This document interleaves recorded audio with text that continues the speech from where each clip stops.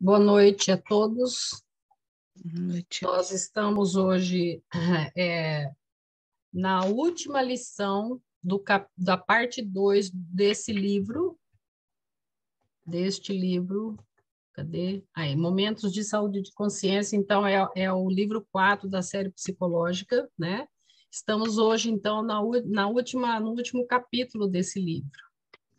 Um livro que nos trouxe, assim, muitos ensinamentos, né? E aí, eu vou aumentar aqui.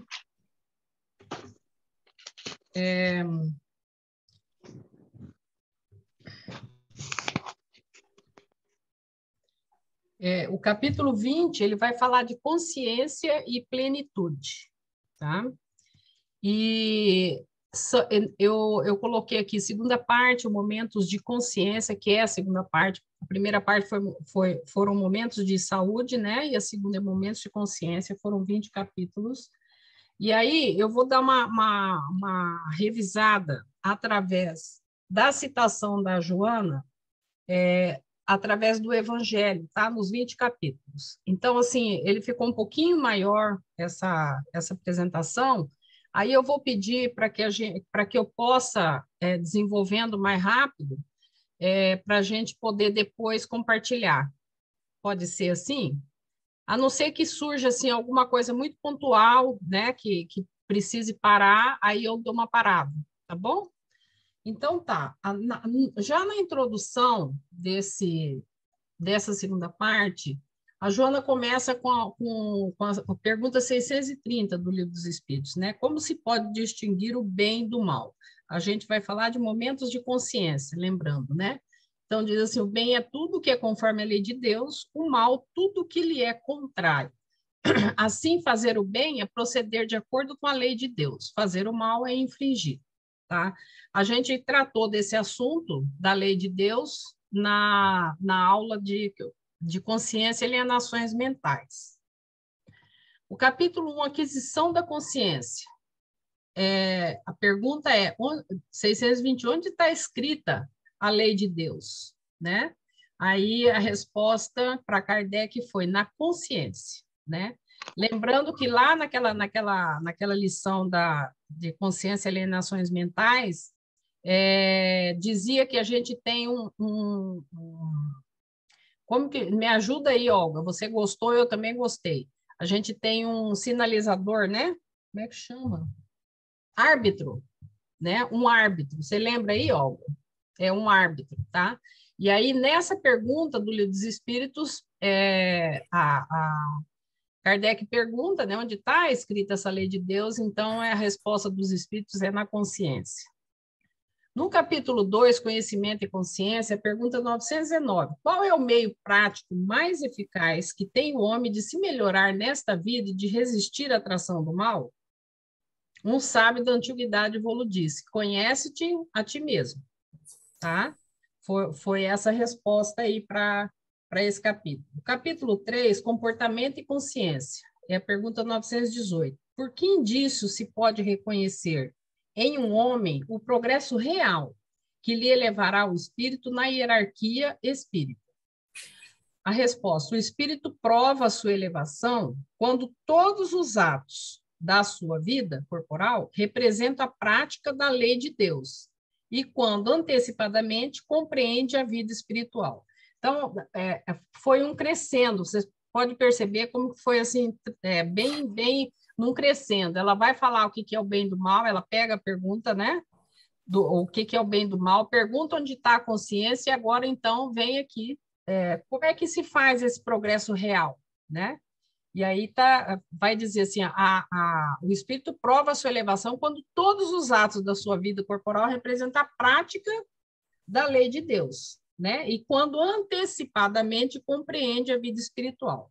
Por aí, a gente que foi estudando capítulo a capítulo, a gente percebe que a Joana de Ângeles pegou através do livro dos Espíritos, né? Todo esse andamento, esse processo. Capítulo 4, Conflitos e Consciência. Pergunta 361. Qual a origem das qualidades morais, boas ou más, né, do homem? A resposta: são as do espírito nele encarnado. quanto mais puro é esse espírito, tanto mais propenso ao bem é o homem, né? Então, aí, nesse capítulo de conflitos e consciência, ela traz essa pergunta. No capítulo 5, saúde e consciência, ela traz a 912. Qual o meio mais eficiente de combater-se o predomínio da natureza corpórea? Olha a resposta, muito interessante. Praticar a abnegação. Então, eu fui lá ver o que realmente é abnegação. Desprendimento e altruísmo em que a superação das tendências egoísticas da personalidade é conquistada em benefício de uma pessoa, causa ou princípio. Então, para a gente não esquecer que a gente é espírito, né? Para a gente não ficar iludido só com as questões aqui desta vida, da personalidade, a resposta dos espíritos é muito clara: praticar a abnegação. No capítulo 6, culpa e consciência, é a pergunta 835. Será a liberdade de consciência uma consequência da de pensar? A resposta: a consciência é um pensamento íntimo que pertence ao homem como todos os outros pensamentos. Achei curiosa essa resposta aqui. Capítulo 7, maturidade e consciência. Pergunta 893. Qual a mais meritória de todas as virtudes? Qual a mais meritória, né? Toda virtude tem seu mérito próprio, porque todas indicam progresso na senda do bem. A virtude sempre que há resistência voluntária ao arrastamento dos maus pendores. Quer dizer, aqui, essa frase aqui, eu lembro muito quando a Joana de Ângeles diz, quando a gente está com essa consciência bem mais ampliada, a gente tem um autocontrole. Para eu poder ter autocontrole sobre mim mesma, né, eu tenho que me autoconhecer, né, para eu poder conseguir me autocontrolar. Então, aqui, a virtude sempre que há resistência voluntária ao arrastamento dos maus pendores. A sublimidade da virtude, porém, está no sacrifício do interesse pessoal pelo bem do próximo, sem pensamento oculto. Capítulo 8, karma e consciência. Aí eu peguei uma figurinha aqui, karma, segundo essa figurinha, tudo que você precisa saber. É só uma curiosidade. Pergunta 132. Qual o objetivo da encarnação dos espíritos? Por que, então, temos que reencarnar, né? Ou encarnar? Deus lhes impõe a encarnação com o fim de fazê-los chegar à perfeição. Para uns é expiação, para outros missão. Mas para alcançarem essa perfeição, têm de que sofrer todas as vicissitudes da existência corporal. Nisso é que está a expiação. Então, o que eu entendi aqui, né, dessa resposta? A gente precisa experimentar todas as experiências dessa vida encarnada, né? Em muitas encarnações. Porque aqui diz, mas para alcançar essa perfeição, tem que sofrer todas as vicissitudes da existência corporal. Nisso é que está a expiação. Visa ainda a outro fim a encarnação, não só essa aqui, a outro fim. O de pôr o espírito em condições de suportar a parte que lhe toca na obra da criação. Isso aqui, gente, só isso aqui dá um sentido, um propósito de vida muito intenso, né? Quer dizer, cada vivência de cada espírito, no caso nós, né? A gente tem, além das nossos próprios aprendizados, nós estamos num coletivo universal. A gente precisa também auxiliar a obra de Deus em cada ação nossa. Então, é bem profundo aqui essa resposta, sabe? Segundo a minha interpretação. Capítulo 9, morte e consciência. Pergunta 155. Como se opera a separação da alma e do corpo? Morte e consciência é o capítulo, né? Rotos os laços que a retinham, ela se desprende. Simples. Então, na verdade, assim, o espírito, o corpo, na hora da morte, né? Se é por doença, né? O corpo, ele não tem mais condições de habitação, e aí, então, o espírito se desliga dele, por falta de condições de habitar, né? Aquele corpo. Capítulo 10, reencarnação e consciência. 170. O que fica sendo o espírito depois da sua última encarnação? Atenção para a pergunta, depois da sua última encarnação, tá? Espírito bem-aventurado, puro espírito. Então, quando a gente chegar nesse estado, a gente não precisa mais reencarnar. Capítulo 11, consciência e evolução. 117. Depende dos espíritos o progredirem mais ou menos rapidamente para a perfeição? Depende só do espírito, né? Certamente. Eles alcançam mais ou menos rápido conforme o desejo que têm de alcançá-lo e a submissão que testemunham à vontade de Deus. Uma criança dócil não se instrui mais depressa do que outra recalcitrante, né? Então, assim, além do desejo, é também nos submeter no sentido assim da gente entender, né, que tudo que acontece, tudo, absolutamente tudo, né, está dentro desses desígnios maiores que a gente não compreende às vezes. Capítulo 12, consciência e hábitos. 779. A força para progredir áurea o homem em si mesmo ou o progresso é apenas fruto de um ensinamento? A resposta: o homem se desenvolve por si mesmo, naturalmente, mas nem todos progridem simultaneamente e do mesmo modo.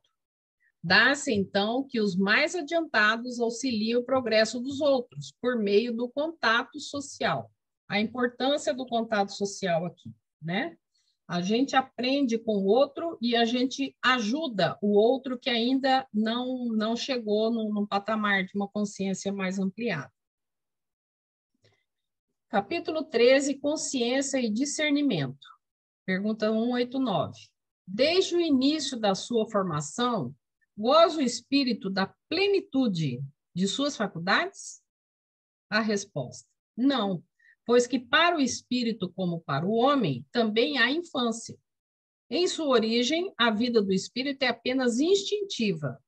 Ele mal tem consciência de si mesmo e de seus atos. A inteligência só pouco a pouco se desenvolve. Aí eu vou lembrar também, né, do capítulo lá do desenvolvimento da consciência, né, da consciência e alienações mentais, né? Capítulo 14, consciência e dever. Pergunta 919 tá repetindo, mas a resposta é numa outra parte dessa pergunta, tá? Qual o meio prático mais eficaz que tem o homem de se melhorar nesta vida e de resistir à atração do mal? Aí vem lá a resposta de Santo Agostinho, né? Fazei o que eu fazia. Quando vivi na terra, ao fim do dia, interrogava a minha consciência, passava revista ao que fizera e perguntava a mim mesmo se não faltara algum dever, se ninguém tivera motivo para de mim se queixar. Foi assim que cheguei a me conhecer e a ver o que em mim precisava de reforma.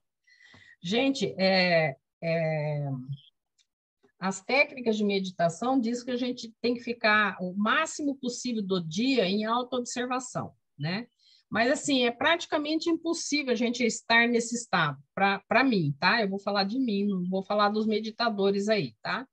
Agora, essa resposta do Santo Agostinho também não é fácil, tá? Porque a gente tem que deitar e rever todos os momentos daquele dia. E às vezes a gente esquece, tá? Eu tenho feito, tenho tentado fazer, né? E às vezes eu consigo e às vezes eu não consigo, certo? Então, assim, parece que é simples essa resposta aqui dele, né? Parece que esse caminho é simples, mas não é tão simples, não, tá? Pelo menos para mim, né? Capítulo 15, consciência e caráter. Pergunta 674. A necessidade do trabalho é lei da natureza? Olha que interessante isso aqui. A necessidade do trabalho é lei da natureza? A resposta: o trabalho é lei da natureza, por isso mesmo que constitui uma necessidade. E a civilização obriga o homem a trabalhar mais porque lhe aumenta as necessidades e os gozos, tá? Então, é muito interessante isso aqui, tá? Porque o trabalho é a lei da natureza. Se é lei da natureza, é lei de Deus, né? Capítulo 16, consciência e responsabilidade. Pergunta 780. O progresso moral acompanha sempre o progresso intelectual? A resposta: decorre deste. Então, o progresso moral decorre do intelectual, certo? Mas nem sempre o segue imediatamente. Essa é a resposta dos espíritos. Capítulo 17, consciência e integridade. Pergunta 625. Qual o tipo mais perfeito que Deus tem oferecido ao homem para lhe servir de guia e modelo? Resposta muito clara e simples: Jesus, né? Então, consciência e integridade, a pergunta e a resposta foi esse número aí, 625. Capítulo 18, consciência e alienações mentais. Pergunta 834. É responsável o homem pelo seu pensamento? Aí a resposta: perante Deus, é. Somente a Deus, sendo possível conhecê-lo, ele o condena ou absolve, segundo a sua justiça. E aí ele condena ou absolve o quê? O pensamento, não a criatura em si. Capítulo 19, consciência e mediunidade. Pergunta 408. E qual a razão de ouvirmos, algumas vezes em nós mesmos, palavras pronunciadas distintamente e que nenhum nexo tem com o que nos preocupa? É fato. Ouvis até mesmo frases inteiras, principalmente quando os sentidos começam a entorpecer-se. É quase sempre fraco eco do que diz um espírito que convosco se quer comunicar. Então, aqui a pergunta sobre o capítulo sobre a mediunidade.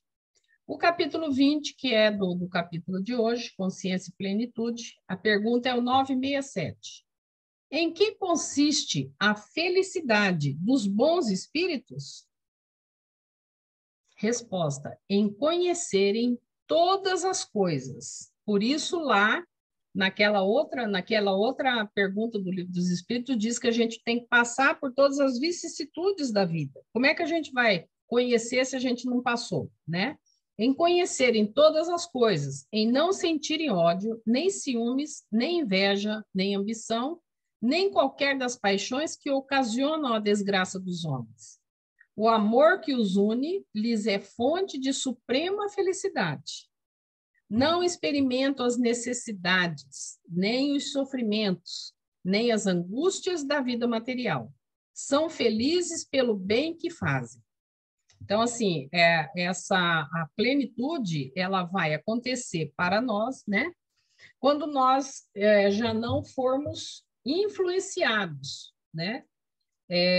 Por situações de pensamentos e sentimentos nossos, né? No sentido de não sentir ódio, nem ciúme, nem inveja, nem ambição, né? E quando o amor incondicionado, que foi o que Cristo vivenciou e nos ensinou, né? Quando realmente a gente desenvolver esse amor, nós estaremos nessa condição de plenitude. São felizes pelo bem que fazem. Então, o amor que os une lhes é fonte de suprema felicidade, né? É muito interessante porque a felicidade tá no fazer ao outro, né? Que foi o exemplo que Jesus veio fazer aqui, né? Porque o que Jesus, assim, se a gente for pensar em termos de personalidade, né? O que Jesus se nutria, se tinha prazer pessoal? Praticamente nada. Ele fazia tudo, né, pelo bem maior, né? Ele vivenciou tudo pelo bem maior, que é o bem dos irmãos terráqueos. É assim que eu percebo, sabe? Então, por isso, ele era já tinha, né, a plenitude. E agora, então, nós vamos entrar no capítulo propriamente dito, tá? A Joana começa assim: a busca da plenitude constitui a meta essencial da consciência lúcida, que descobriu os valores reais da vida e superou os equívocos do ego no processo da evolução do ser espiritual. Então, quer dizer, quando a gente conseguir perceber que realmente, não só na fala, mas na nossa vivência, que nós somos seres espirituais em experiência com personalidade, experiência nessa vida, né? E que nós não teremos esse corpo físico indeterminado, ele tem um prazo de validade, né? Mas que nosso espírito, sim, ele é imortal, né? Então, não morreremos. Quando isso para nós for assim, completamente assimilado, a gente vai estar já entendendo o que é essa meta essencial aqui que Joana traz, né? Mecanismos da evolução. Conscientizado quanto à realidade da vida, na sua qualidade de hálito divino e eterno, sabe que a rapidez do trânsito carnal em nada afeta o conteúdo de que se constitui, porquanto identifica o mecanismo da evolução graças ao qual se adentra na existência física, através da concepção fetal e abandona por meio da anoxia, né, cerebral, quando lhe advém a morte. Então, anoxia, que é ausência ou diminuição da oxigenação do cérebro, é quando vem a morte, né? Então, o que a Joana está falando aqui? Quando a gente tem essa consciência, né? Consciência, não da fala, mas uma consciência, como que eu posso dizer? Que nome eu posso... Uma consciência de vivida mesmo, de vivência, né? Dessa realidade, a gente vai entender qual é o nosso papel, né? Que nós nascemos, né, com o corpo aqui, através da concepção fetal, né? E a gente vai abandonar esse corpo no momento da morte. E para nós, isso deveria ser natural, né?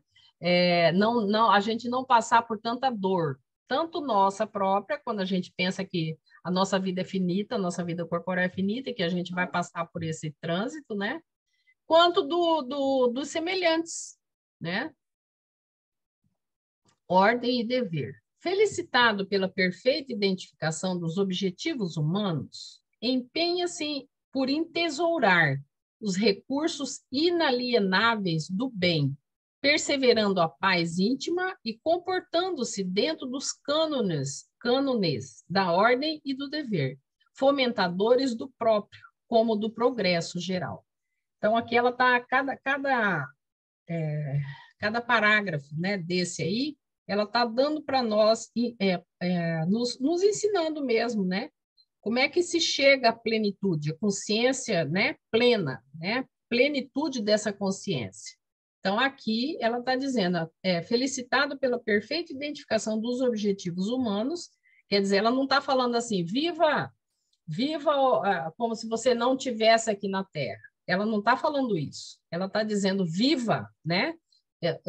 A gente tem aqui a encarnação e a gente tem que viver a vida. O que a gente não pode perder é o foco, né, de que esta vida é limitada, ela nos propicia os aprendizados, as experiências necessárias à nossa evolução, mas a gente não é só isso, né? Por isso que ela diz aqui, ó, empenha-se por entesourar os recursos inalienáveis do bem. Porque lá a gente viu que o espírito, quando ele já está mais planificado, ele é feliz com o bem, fazendo o bem, né? Então, por isso ela diz isso aí. Perseverando a paz íntima e comportando-se dentro dos cânones da ordem do dever, fomentadores da própria pessoa, como do progresso geral. Necessidades reais. A consciência seleciona as necessidades reais das que são utópicas, abrindo espaços à realização interior, que induz ao amor como meio especial de alcançar a plenitude. Lembrando que a gente está no capítulo Consciência e Plenitude, tá? Então, aí ela tá partindo do pressuposto que o ser já está nesse caminho, nessa caminhada, né? Por isso ela diz que a consciência seleciona essas necessidades reais, das que são utópicas, quer dizer, das que são só dessa vida transitória, né? Abrindo espaço à realização interior que induza ao amor, como meio especial de alcançar a plenitude. Sonhada por todos os povos, nas mais variadas épocas da história, foi assinalada por santos, místicos e heróis, como Nirvana, Samadhi, paraíso, glória, encontrando em Jesus a denominação amena de reino dos céus, onde não vicejam, não florescem, né, as dores nem as angústias, as saudades nem as aflições. Oceano dos sentimentos. Delimitando-lhe as balizas no próprio coração da criatura, o mestre divino propôs o mergulho no oceano dos sentimentos. Isso aqui, gente, eu frisei em vermelho aqui para chamar a atenção, tá? Então, olha o que a Jona fala. Delimitando-lhe as balizas no próprio coração da criatura, o mestre divino propôs o mergulho no oceano dos sentimentos. Ela não diz aqui que Jesus disse que era para mergulhar no oceano do intelecto. Ela diz no mergulho no oceano dos sentimentos. Sentimento e pensamento está na essência nossa de espírito imortal, né? Sentimento e pensamento. Então, e ela diz exatamente isso aqui. Onde pode sobrenadar, quer dizer, flutuar, boiar, fruindo de harmonia, sem ansiedade, nem arrependimento, sem perturbação ou tormento. Então, na psicologia, quando a pessoa tem dúvida sobre uma decisão a tomar, né, entre a razão e o sentimento, né, eu aprendi, e é isso que eu sugiro aos pacientes, né? Na dúvida entre a razão e o sentimento, fique com o sentimento, porque ele vai ser mais real do que a razão, tá? Porque a razão ela tá muito ligada a fatos externos, né? Alguns dados que o ego pode não captar todo, mas o sentimento está ligado ao espírito, ao self, né? Então, eu achei muito interessante, Joana, trazer essa parte aqui, né?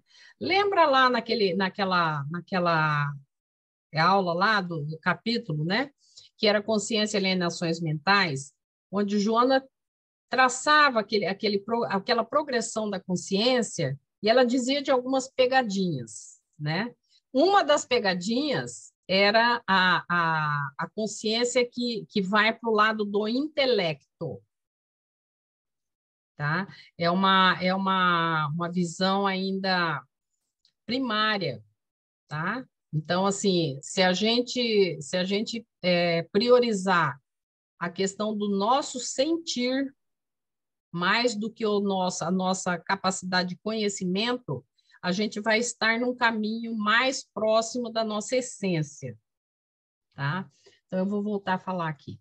Delimitando-lhe as balizas no próprio coração da criatura, o mestre divino propôs um mergulho no oceano dos sentimentos, onde pode sobrenadar, fruindo de harmonia, sem ansiedade, nem arrependimento, sem perturbação ou tormento. Plenitude espiritual. Conquistada a consciência que propicia amadurecimento, o ser alcança o estado de plenitude espiritual, não obstante se encontre no invólucro carnal. Quer dizer, ela está dizendo assim, dá para sentir essa plenitude, né? E aí a gente vai trazer Jesus, para não falar, né, dos outros aí que a gente sabe que são espíritos que vieram em missão, né? Dá para se viver esse estado de plenitude espiritual mesmo no corpo. É isso que ela está dizendo aqui, ó. Conquistada a consciência que propicia amadurecimento, o ser alcança o estado de plenitude espiritual, não obstante se encontre no invólucro carnal. Não necessariamente a pessoa tem que passar por... tem que viver. Para estar no mundo aqui, tem que estar nesse sofrer, né? Nessa sofrência, Tem espíritos que estão já mais, já estão, podem estar, né, nesse estado de plenitude espiritual, junto conosco. Vida e morte. Não temas a morte, mas nem receis a vida. Vive de tal forma que, ante a desencarnação, te encontres em paz, atravessando o fenômeno biológico com a naturalidade de quem adormece, com a certeza inconsciente do despertar. É poético isso aqui, né, gente? Não sei se a gente dá conta, não, mas é poético, é muito bonito, achei muito bonita essa parte aqui. Nenhuma expectativa, inquietação alguma. Então, está dizendo ainda sobre o mesmo tema, tá? Prepara-te para te transferires da faixa orgânica para a espiritual, com segura tranquilidade. Aqui eu peguei essa imagem, onde diz assim, o mundo corporal é plasmado pelo espiritual, onde a vida é pulsante, permanente e original. Agora, sobre a fraternidade. Enquanto estejas na vida corporal, exercita-te na fraternidade, não te deixando perturbar por querelas e paixões dissolventes. E aí, a etimologia da palavra fraternidade é irmandade, né? Então, enquanto esteja na vida corporal, exercita-se na irmandade, né? Não te deixando perturbar por querelas e paixões dissolventes. Vigiar. Cuida de viver com intensidade e sem cansaço as horas da existência, deixando-as passar com real aproveitamento, de modo que a recordação delas não te cause remorso ou lamentação. Aí eu coloquei aqui, né? Vigilância pela autoobservação, o maior tempo possível. O maior tempo possível. Né? É o possível. Futuro auspicioso.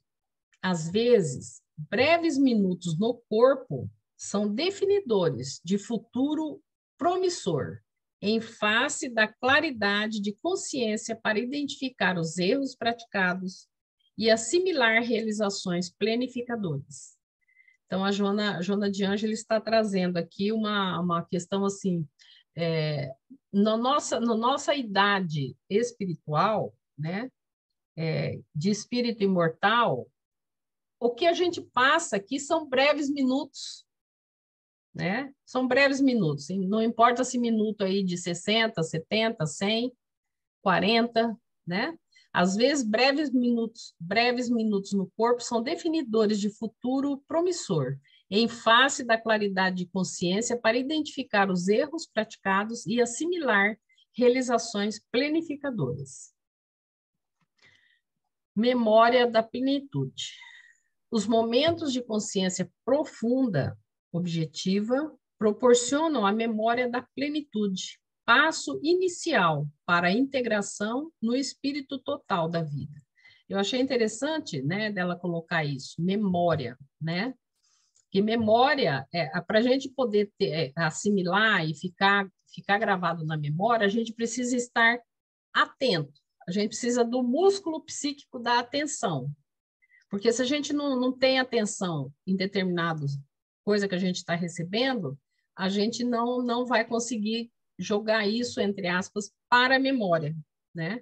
Então, ela está dizendo que tem sim a memória da plenitude, né? Então, a memória da plenitude, eu entendo assim, que a gente precisa ter o máximo de atenção mesmo nos nossos minutos do dia, né? Em cada minutinho, para a gente poder entender, né, a nosso propósito maior, né, e o que a gente está vivendo naquele dia dessa nossa existência, para que a gente consiga fazer essa memória da plenitude, né? Quer dizer, cada um passa pelas vicissitudes, entender, né, compreender esses momentos de prova e às vezes de expiação, né? Mas não fixar neles, naquele sofrimento, né? E sim procurar soluções, né? E se essa solução é uma doença incurável, por exemplo, entrega na mão de Deus e peça força para seguir adiante. Eu e meu Pai somos um. Jesus assinalou esta conquista ao afirmar: eu e meu Pai somos um. Havia uma perfeita identificação entre ele e o gerador universal, acenando aos seus discípulos a possibilidade de consciência integral com plenitude pessoal. Então, eu nessa frase aqui, nessa afirmação, pegando um pouco da teoria lá do Jung, né? Onde ele diz que o processo nosso, a finalidade, vamos dizer, pela teoria junguiana, seria a individuação. O que é isso, né? É a plenitude que a Joana fala, tá? É a gente entender todo o nosso processo, passar pelos obstáculos, mas compreendendo tudo que está acontecendo, né? Para que essa parte nossa egóica, ela não seja maior do que essa parte self, essa parte do ser essencial, né? Então, Jesus, segundo as informações, quando ele veio a nós, encarnou aqui, ele já era um espírito puro. Lembra lá, né? Ele já era um espírito puro. Então, por isso que ele podia falar, né? Se alguém te bater numa face, dê a outra. Para mim, isso era muito difícil entender, muitos anos atrás, até que um dia eu entendi o que era isso. Ele não se ofendia, ele não se ofendia, né? Outra frase que para mim é muito marcante também é quando ele estava lá crucificado, né? Onde ele dizia: perdoe, Pai, eles não sabem o que fazem. Né? Então, tamanha era a plenitude desse espírito, né? Que era Jesus. Então, por isso ele tinha essa perfeita identificação, né? O semelhante, né? Eu penso assim, quando a gente fala que o homem, como que é semelhante a Deus, né? Eu penso que é quando esse homem está integrado, individuado, quando ele está no estado todo sélfico, aí sim ele é semelhança de Deus. Assim é minha interpretação, tá? Pessoal. E aí a gente terminou. Aí aqui tem uma frase antes da gente terminar, que neste mundo vocês terão aflições, contudo, tenham ânimo. Eu venci o mundo. Isso está em João 16:33. Eu vou deixar a apresentação, que como eu não abri para vocês para falarem durante a apresentação, eu vou deixar por aqui, porque qualquer coisa eu volto, tá? Nos slides aqui.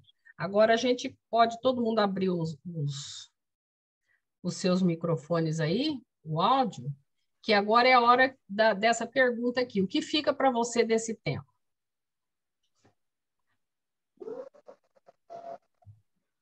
Achei super interessante, Edna. Esse parágrafo que a Joana coloca aqui: a consciência seleciona as necessidades reais das que são utópicas, abrindo espaço à realização interior que induz ao amor por meio especial de alcançar a plenitude. Uhum. E de certa forma, eu interpreto favoravelmente, na verdade, favoravelmente a nós, né? Que você, durante o teu caminhar, como espírito rumo à evolução, rumo à plenitude, nós temos momentos em que nós podemos ter vislumbres dessa plenitude, né? Uhum. Eu acho assim, eu acho que a plenitude ela é mais ou menos como a felicidade. Ela é um caminho. Ela não é só o objetivo. Ela né? é o caminho, você acha que é um caminho ou o caminho? Ela é o caminho. Ela é o caminho. E eu vejo que nesse caminhar Hoje, já, nós podemos selecionar necessidades reais das que são utópicas. Muitas vezes, a gente pensa assim, se o mundo fosse todo fraterno, se todas as pessoas fossem colaborativas, se todo mundo congruísse para o bem-estar do outro, se todos olhassem um para os outros com amor, isso atualmente é utópico. E se eu for basear o meu bem-estar nessa utopia, eu vou sofrer muito. Então, o que eu posso fazer dentro dessa minha caminhada? No que eu posso fazer a minha parte.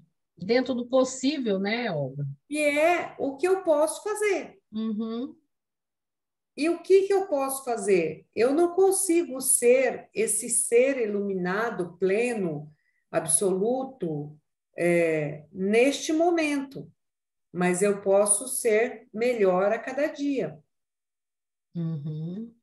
E me chamou também bastante atenção esse outro parágrafo do Oceano dos Sentimentos.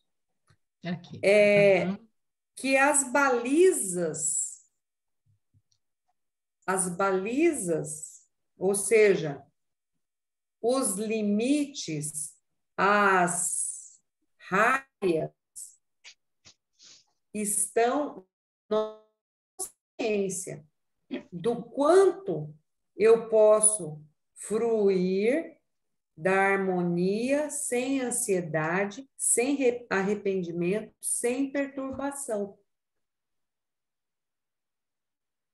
E muitas vezes eu não consigo fruir sem arrependimento, sem ansiedade, sem perturbação, sem tormento. Por quê?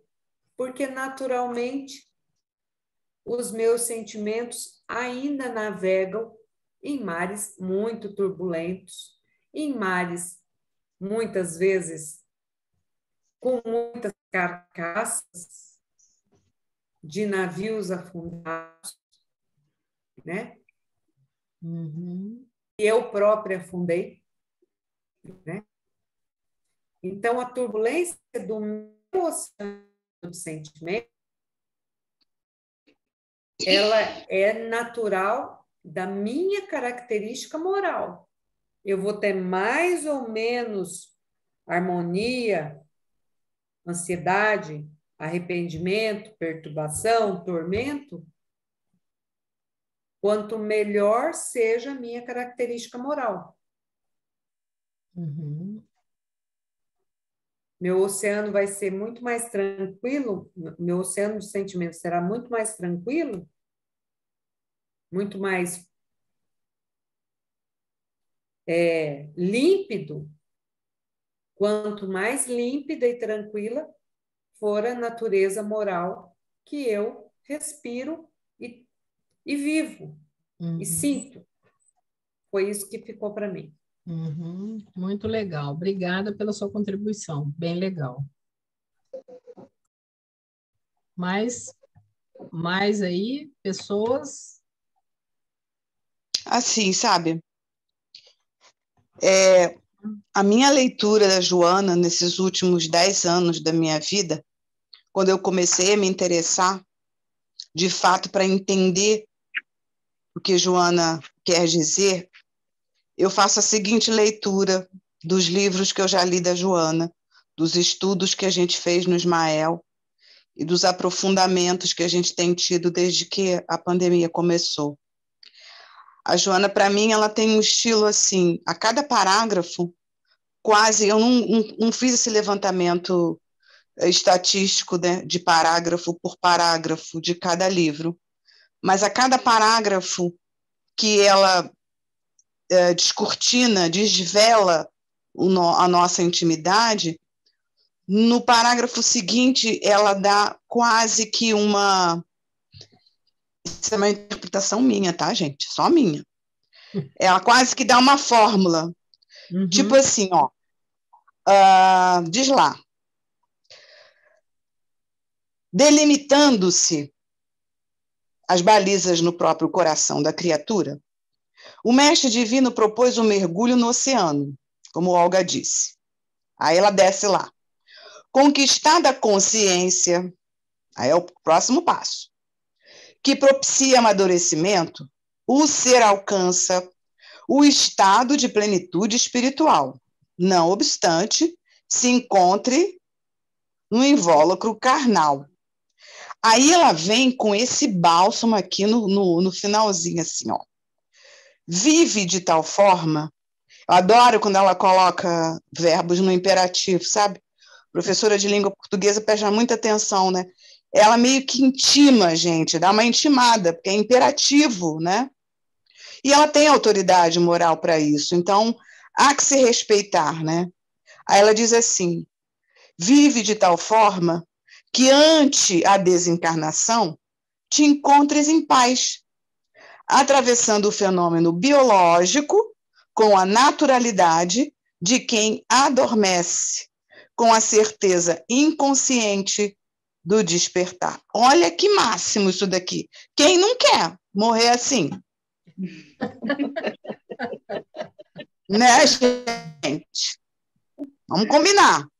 Não Então, quero, vale a não pena quero o ainda esforço? não, viu, Fátima? Não quero ainda não. Olga, eu vou te confessar que não tenho monoideias de ideias suicidas, não, mas nos últimos anos está bem punk, né? Andar por aqui, por esse planetinha. Mas, se não fosse a ajuda dos amigos e do esforço que Santo Agostinho sempre já nos vem recomendando desde o Evangelho, passa limpo o teu dia. Quando a gente começa a fazer isso com seriedade, com disciplina, com frequência, com certeza a gente sempre vai elencar 1 ou 2 episódios do dia que a gente chutou o balde. Fátima, né? olha o que ela fala. Isso vai, já que você gosta, olha aqui, vai para você. Enquanto estejas na vida corporal, exercita-te na fraternidade, não te deixando perturbar por querelas, paixões dissolventes. Cuida de viver com intensidade e sem cansaço as horas da existência, deixando-as passar com real aproveitamento, de modo que as recordações dela não te causem remorso ou lamentação. É fórmula. Ela te deu, viu? Ela te deu a fórmula. É a formulinha. Ela morde e assopra. Faz lá seu exame de consciência, vê lá quantas cacetadas tu deu durante o dia. Mas depois, se tu conseguir elencar aí pelo menos uma meia dúzia, você já está no caminho. Então, por isso que eu amo a Joana, porque ela dá lá, mata a cobra e mostra o pau. Obrigada aí, gente. Isso aí. Júlio, Ângela, Denilce. Hoje eu estou mais reflexiva, só ouvindo os colegas. Um de cada vez, tá? Não precisa brigar para falar primeiro, tá? Um de cada vez.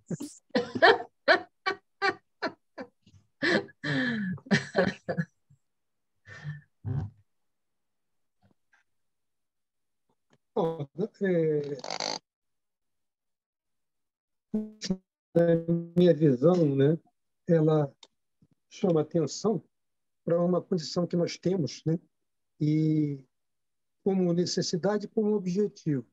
Como necessidade, nós enfrentarmos todas as nossas carências, deficiências, com um pé no chão, mas tendo o objetivo delimitado.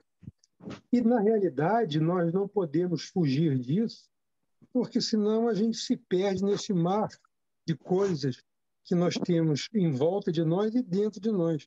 Então, nós temos que ir galgando com certa tranquilidade, com certa calma, esse vai e vem, né, das nossas reencarnações. E a cada momento, a cada etapa, a gente vai estar desenvolvendo, né, essa nossa condição maior, né, plena, de não só de conhecimento, mas de sentimento também. Então, tem uma condição que ela fala aqui, uma passagem, vou pegar aqui, ela diz assim: delimitando-lhe as balizas no próprio coração da criatura, o mestre propôs o mergulho no oceano dos sentimentos, onde pode sobrenadar, fruindo de harmonia, sem ansiedade, nem arrependimento, sem perturbação ou tormento. Então, a gente precisa ter calma, serenidade e persistência, né, na busca, na conquista desses objetivos. Então, as coisas vão acontecer, a gente querendo ou não, né? Não podemos, não temos o direito nem de criticar por não termos alcançado ainda os nossos objetivos, porque ainda falta muito, a gente tem que ter consciência disso, né? Mas, ao mesmo tempo, ter assim, a plena certeza de que nós vamos chegar lá. Sem trauma, sem empurra, entendeu? Sem correria. E, assim, buscando nos harmonizarmos o máximo possível com o que nós somos em cada etapa e buscando sempre alcançar um passo além, porque esse é o objetivo maior, né? A gente, e aliás, é o principal e maior objetivo nosso, é a evolução espiritual. Então, a gente precisa ter tranquilidade também com relação a isso. Entender o significado e ter tranquilidade em relação a essa busca, né? A esse alcançar em cada etapa Ao nosso processo. Mais além. Exatamente. Uhum, uhum. Obrigada, Júlia. E aí, Ângela? Prazer em te Bom, a ver gente... aqui, Ângela. Ai, mas eu brigo com isso até eu conseguir uma coisa tão... uma hora eu consigo logo de cara, tá? Mas eu vou falar uma coisa. A Joana realmente faz com que a gente reflita muito, porque ela fala claramente aos nossos sentidos, ela toca no nosso self, e ela nos coloca caminhando para a nossa renovação, pela nossa transformação, pela aceitação das vicissitudes. Então, é uma trajetória tão linda e tão particular, né? Que quando a gente começa a entender que é esse o objetivo da vida, e ela nos fortalece nessa caminhada, mostrando caminhos mesmo, de como chegar a seguir Jesus, né? De maneira calma, tranquila.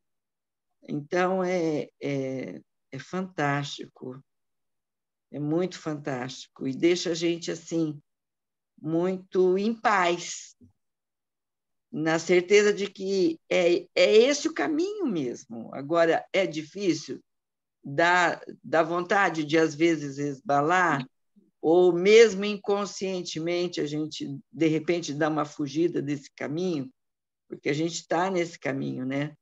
Mas só o fato de saber que nós já estamos entendendo um pouco já é bom demais, sabe? Exatamente. Então, Joana... Hã? Exatamente, Ângela. É assim, é aquela coisa assim, saborear mesmo, porque na medida que a gente se percebe um pouco, se pergunta um pouco, reflete um pouco, medita um pouco, você encontra, né, aonde você pode melhorar e o tanto que você já está diferente. Então, isso é muito bacana. E aí, assim, é a sua maturidade espiritual mesmo, não é o conhecimento, mas é o que esse conhecimento está te trazendo, de segurança íntima. Então, aí que está, eu acho que é o gancho da felicidade. Não importa em que dor eu estou, o que eu estou passando, o que eu vou ter que enfrentar, porque isso não para, né? Mas eu tenho esperança, eu sei que é essa a minha caminhada. Eu vou encontrar pedras, vou carregar pedras, mas eu também posso fazer uns furinhos no meu bornal, né? E que tudo isso é necessário, mas é transitório também, né? Eu não vou ter vicissitude o tempo todo, né? Eu vou ter momentos de vicissitudes, mas que é transitório também, né? E quando eu me cansar nessa caminhada, eu posso me sentar. Eu também posso descansar. Eu também posso olhar a natureza, apesar dos meus calos nos pés, das minhas lágrimas no rosto.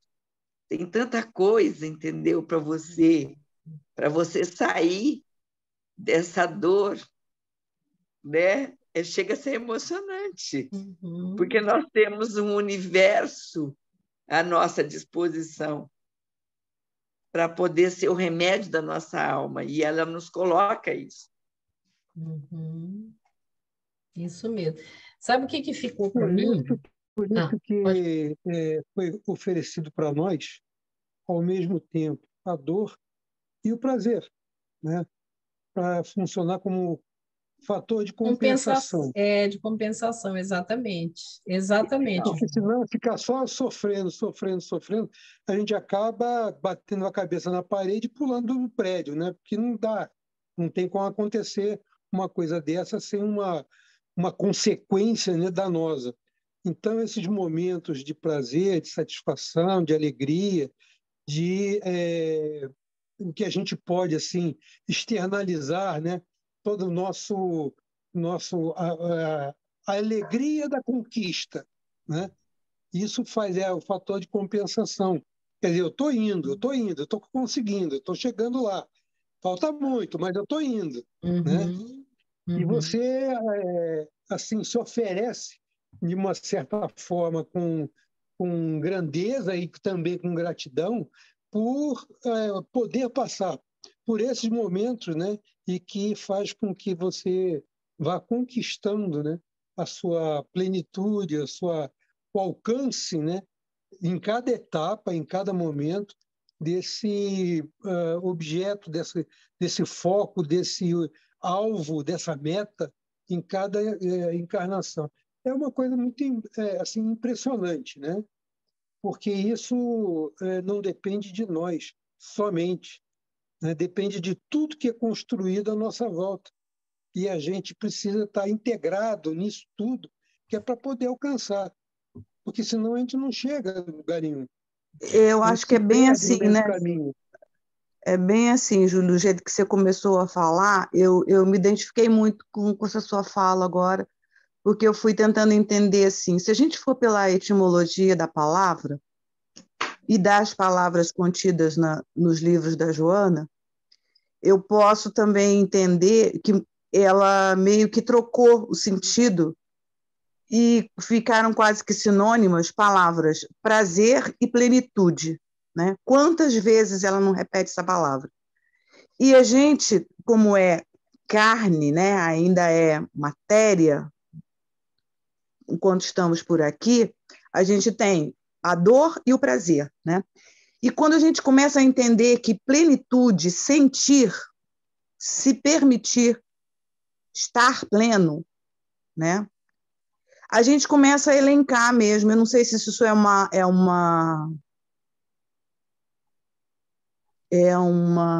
um sentimento mais cultivado por pessoas mais maduras, mas eu me surpreendo muitas vezes com esse sentimento. Eu não sei se é esse que a Joana se refere exaustivamente em toda a obra dela, psicológica, mas, assim, você olhar um netinho, você estar convivendo com uma criança. Eu estou falando neto porque eu estou muito recente. Toda vez que eu fico uma temporada com os netos e volto para Campo Grande, eu fico meio que vivendo, se a psicologia vai explicar isso melhor do que eu. Mas é revivendo, mas não momentos assim obsessivos, não. É plenitude mesmo. Eu fico conversando com meu marido. E lembra aquele dia que as crianças falaram isso, assim, assim, assim? Lembra que a outra falou assim, a menina, o menino? Esses momentos são plenos para mim. Esse é o momento de plenitude, é um momento de olhar uma criança assim e você entender que ali tem um espírito e que ele consegue te fazer refletir com uma simples atitude deles, sem teoricamente eles saírem fazendo assim sem refletir muito, né? Então, isso para mim são esses momentos de plenitude que eu venho experimentando há algum tempo. É você fazer um trabalho, né? Fazer um trabalho voluntário, e de repente você pensa que você está ajudando, você está sendo ajudado com uma colocação de um assistido, de uma pessoa que você já convive há mais de 10 anos, e ela vem com uma colocação extremamente sábia lá na tua frente, no sentido de experimentar uma dor e modificar essa dor e colocar para você assim, olha, vai com calma, isso aí vai passar também, isso que você está passando vai passar. A pessoa tem essa autoridade moral para te consolar. Então, esses momentos, para mim, são esses momentos de plenitude que a Joana se refere tanto, é tão incisiva, né, no meu entender. Porque a gente, como você começou na sua fala, a gente tem essas antíteses, né, de dor e prazer, né? Você sente uma dor, assim, uma ansiedade quando você vai fazer um tratamento dentário, quando chega na última sessão, que o dentista fala assim, acabou. Aí você, opa, oxi, que beleza que acabou. É assim, coisa do mais rústico momento ao mais pleno. Eu estou começando a enxergar isso, sabe? Tentando entender essa diferença, assim, de sentimento, sabe? Eu vou pegar a fala do Júlio. Eu lembrei, Júlio, quando você falou da dor e prazer como compensação, e eu também percebo assim, lembrei assim que a gente vive numa sociedade atual, né, onde o hedonismo, né, que é o prazer pelo prazer, é muito marcante, né? E como a vida ela precisa das compensações, né? Se eu vivo ou eu busco só o prazer, né? Vai acontecer durante a minha trajetória alguma situação para que essa dor apareça, para eu poder aprender com as duas partes, né? E aí a gente vê quantas pessoas que passam por sintomas depressivos, ansiosos e tantos transtornos, né? Eu acredito que pode ter a ver, né? Eu lembrei disso enquanto você falava, sabe, Júlio? Pode ter a ver isso. Então, assim, a gente precisa saber que essas duas coisas andam juntas, né? Dor e prazer. A gente está aqui para passar por essas coisas. E a gente sabe da doutrina, né? Por que dor? Precisa ser pela dor? Ainda precisa. No nosso processo evolutivo, né, de aprendizado, ainda precisa, né? Até Cristo, né, passou pela dor até física, né? Então, assim, a nossa vida aqui ainda ela é pautada por esse tipo de aprendizado, né? Da compensação, tem a compensação, porque senão a gente também não aguentaria, né? O que a Ângela falou, né? Eu posso dar uma parada no caminho, dar uma descansada? Posso, né? Posso e devo, né? Eu acho que é isso. Sabe o que ficou para mim, gente? Depois eu vou pedir para você também, Denilson, tá? Sabe o que ficou para mim? Ficaram três coisinhas, né? Assim, de mais forte para mim. É, a minha missão enquanto eu comigo, né? Da minha existência, da minha própria caminhada de evolução, que eu estou aqui é para isso, né? A minha participação enquanto missão, né, na obra divina, né, do que eu posso fazer, eu com o meu processo e o que eu posso ajudar no processo do outro, né, em todos os sentidos, tá, em tudo quanto é coisa que tem a ver com o outro, né, é, eu fazer parte dessa grande obra divina, de um ajudar o outro, é a segunda coisa, né? E o terceiro é a submissão. Aquela palavra ficou muito forte para mim, a submissão dos desígnios, né? Então, assim, saber, ter certeza de que tudo, absolutamente tudo, tem um comando maior. A gente não pode esquecer disso nunca, né? E para mim, então, ficaram esses três itens de mais assim, mais forte, sabe? Nesse capítulo, nessa finalização desse. Edna, eu posso complementar um pouquinho nesse teu raciocínio. Sim. No Evangelho, fala claramente que nós precisamos ter obediência e submissão. Obediência às leis divinas, começando, né? Basta o primeiro mandamento, amar a Deus sobre todas as coisas e ao próximo como a si mesmo. Obedecer mesmo. Uhum. Tudo que é certo, tudo que é bom, e ter aceitação daquilo que você pensa que nem merece, mas você tem que aceitar, porque tem esse comando divino. Uhum. Uhum. Então, isso ficou muito forte para mim. Uma outra colocação aqui é da seguinte natureza. Aparentemente, caminhar, né? Você ter o seu caminho, você fazer o seu caminho, não é exatamente igual à sua trajetória. Porque caminhar, a gente pode caminhar para qualquer lugar. Para o lado errado, para o lado certo, para frente, para trás, para qualquer lado. A gente pode caminhar. Agora, a trajetória, ela define uma meta, define uma direção. E é exatamente isso que nós vamos, ao longo do tempo, ajustando, né?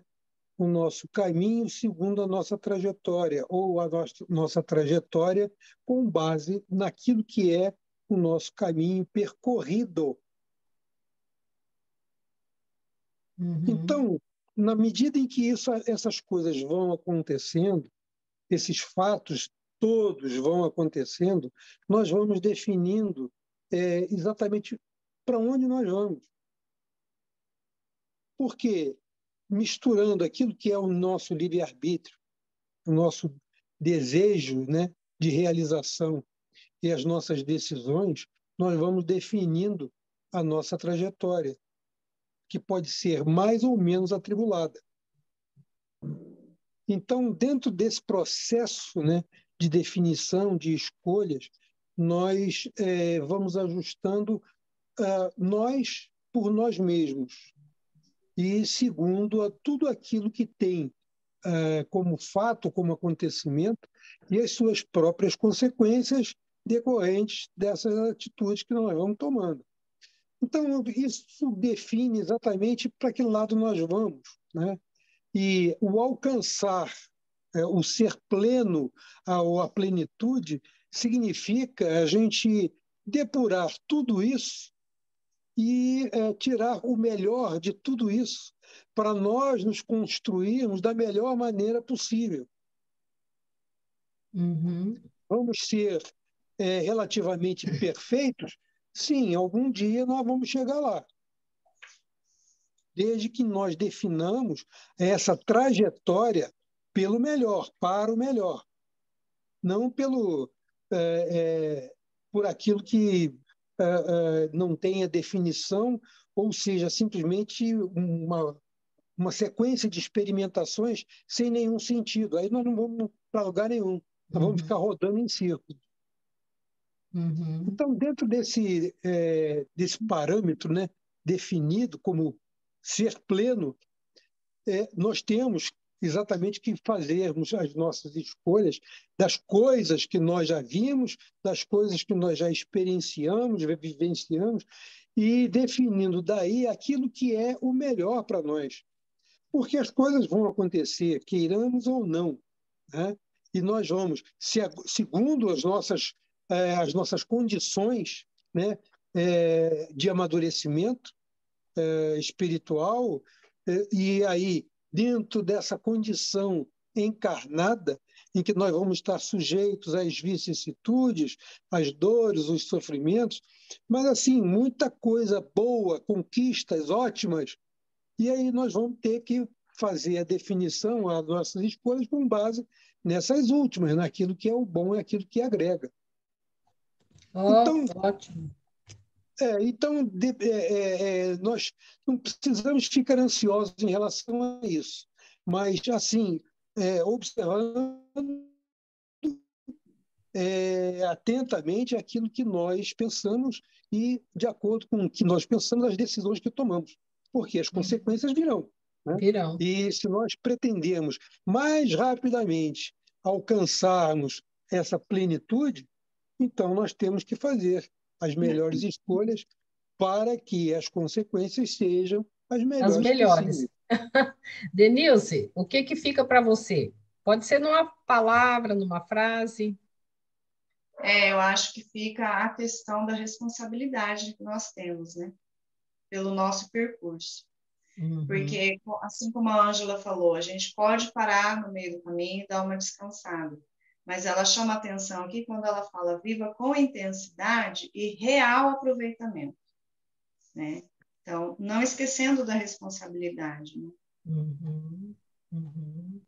Para que a gente possa ter alcançar essa plenitude, nós precisamos, sim, passar por todas essas provas, essas vicissitudes, mas também aproveitando o caminho, né?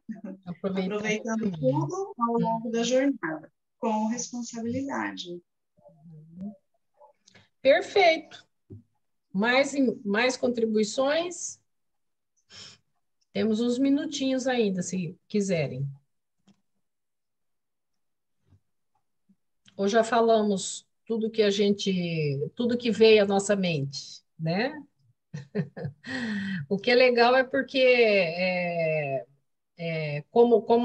a não ser que alguém tenha lido antes, né, o capítulo, mas se não, assim, é apresentado, né, e aí surge na nossa mente reflexões, né, explicações, né, para nós mesmos e a gente compartilha, né? Isso é muito legal, porque é uma coisa que acontece eu acho assim, no momento, possível.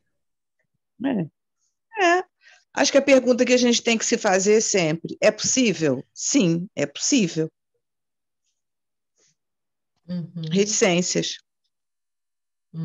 É interessante, assim, quando ele fala que, a Joana fala que a questão do reino dos céus, acho bom lembrar, né, o que Emmanuel fala para a gente, que o reino dos céus está em nós, né? E que o reino dos céus é nossa consciência. Ela está, nós podemos e vivemos, na verdade, muitos dias de altos e baixos, em que a gente visita o reino dos céus, visita o umbral, visita o inferno, né? Bem lembrado. E que a gente vive, né? Vive plenitudes, vive a escassez, né? E esse é o nosso caminho, é como a Ângela falou, tem dia que a gente para, né? Para, reflete, olha os lírios do campo, né? Os passarinhos no céu, e aí segue em frente, né? Acho que é por isso que a gente está nesse estudo há algum tempo, né? Que a Joana ensina para a gente reconhecer todos esses caminhos, né? E refletir sobre eles, né? Reconhecer, sentir e modificar, né? E o mais legal, está tudo certo. Está tudo certo. É porque nós temos um imperativo evolutivo, né? Quer queiramos ou não, uma hora a gente vai chegar lá. Mais devagar, mais depressa, passando em todos os mundos pré-históricos, primeiros, antes de sair, né?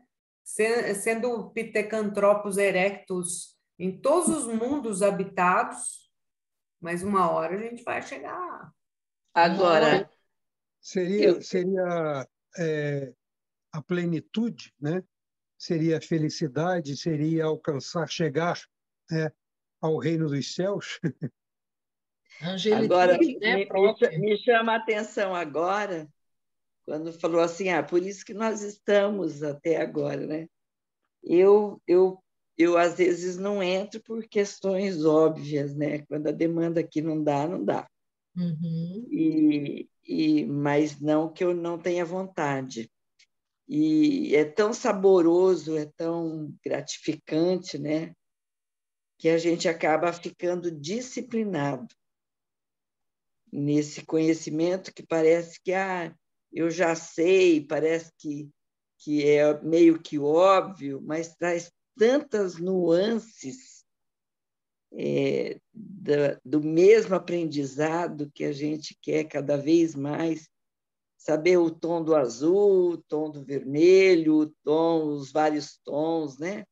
Então, isso é muito legal. E parabéns, viu, Edna? Parabéns mesmo pela iniciativa e que pena, né, que assim, eu acho que nós somos privilegiados quando queremos estudar Joana,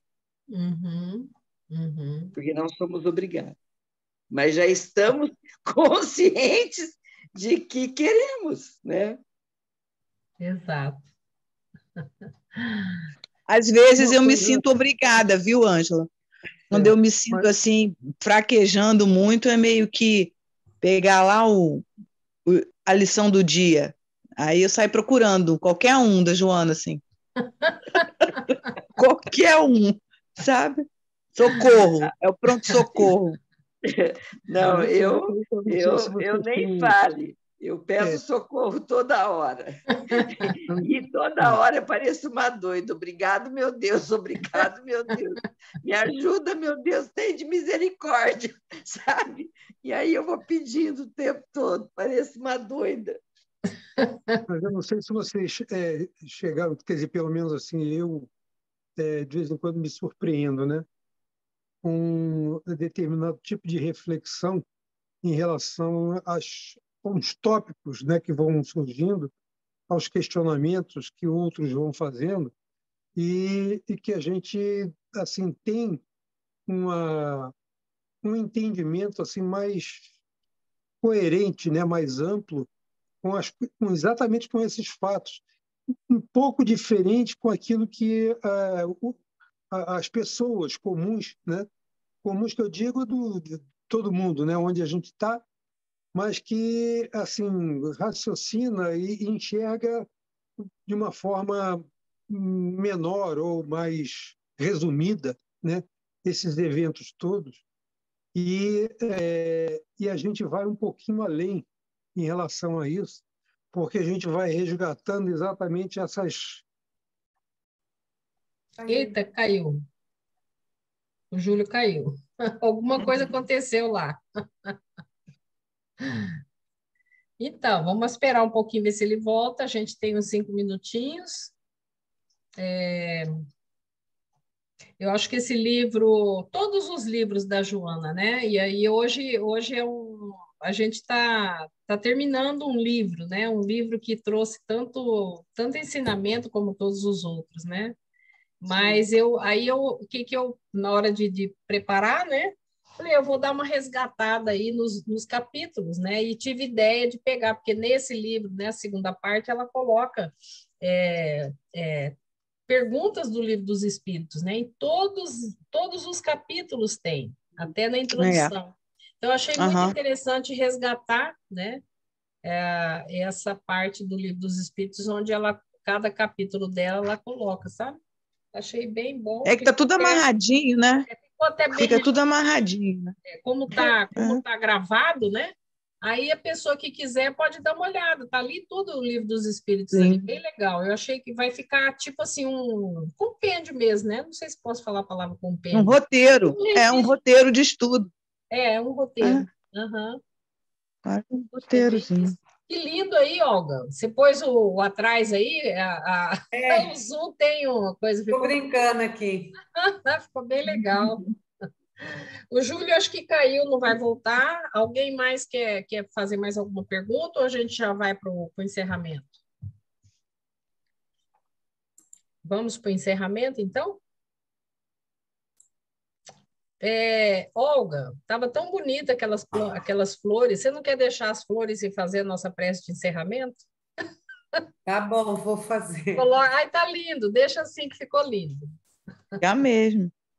E hoje começa a primavera, né? Olha, daqui a pouco.